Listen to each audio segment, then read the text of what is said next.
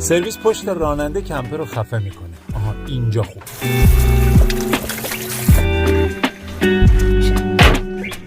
توریست سایه بوم پنجرش هم به بیرون باز بشه.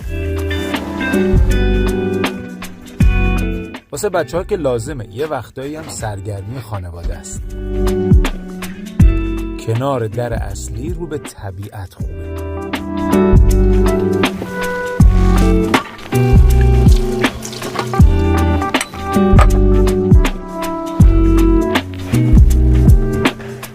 توی کمپر اگه جای خواب راحت نباشه سفر خسته کننده میشه. فول امکانات تجهیز شد، فقط یه نگرانی میمونه، معاینه فنی، تردد، تعویض پلاک. اونم نگران نباشید چون اینجا نوشته نوع کاربری اتو کمپینگ، سال ساخت 1402.